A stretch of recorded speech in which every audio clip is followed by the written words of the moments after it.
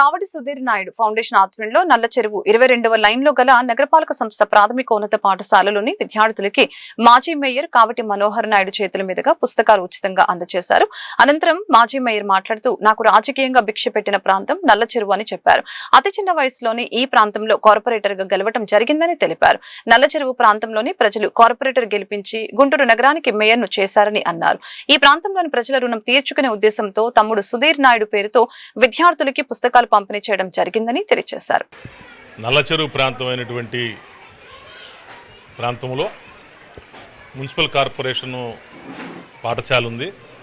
ఇక్కడ ప్రభుత్వ పాఠశాల కాబట్టి ఉచితంగా విద్యను అభ్యసించేటువంటి కార్యక్రమం ఉంటుంది. కాబట్టి మా కావటి సుధీర్ నాయుడు చారిటబుల్ ట్రస్ట్ ఆధ్వర్యంలో ఇక్కడ విద్యార్థులకి సుమారు 220 మంది ఉన్నారు.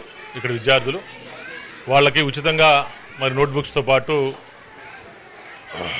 అదేవిధంగా బిస్కెట్ ప్యాకెట్లు అవి కూడా ఈరోజు మా ట్రస్ట్ ద్వారా అందించడం కూడా జరిగింది. మరి ఈరోజు ఈ కార్యక్రమంలో భాగంగా మేము అందరం కూడా ఇక్కడికి వచ్చినప్పుడు పాఠశాల ఉపాధ్యాయులు వాటర్కి చాలా ఇబ్బంది పడుతూ ఉన్నాం.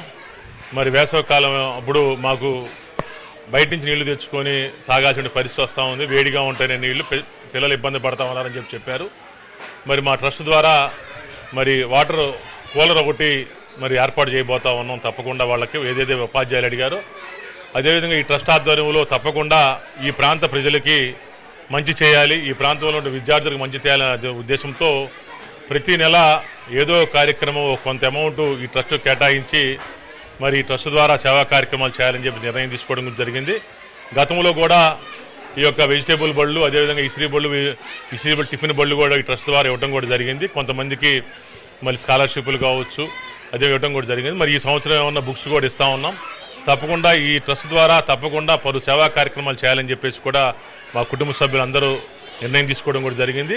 మరి ఈ ప్రాంతంలో ఉన్నటువంటి అందరూ కూడా నాకు మంచి ఆప్తులు కాబట్టి ఈ ప్రాంతంలో నాకు నేను రాజకీయంగా ఓనమాలు నేర్చుకున్నాను కాబట్టి ఈ ప్రాంత ప్రజలకు రుణం తీర్చుకోవాలనే ఉద్దేశంతో ఎంతో కొంత ఈ ప్రాంతానికి సేవ చేయాలనే ఉద్దేశంతో ఒక మంచి కార్యక్రమం తీసుకొని ఈరోజు బుక్స్ పంపిణీ చేస్తూ ఉన్నాం. తప్పకుండా ఈ ట్రస్ట్ ద్వారా పలు సేవా కార్యక్రమాలు రాబో కాలంలో ఇంకా చేస్తామని చెప్పేసి కూడా తెలియజేస్తున్నాం.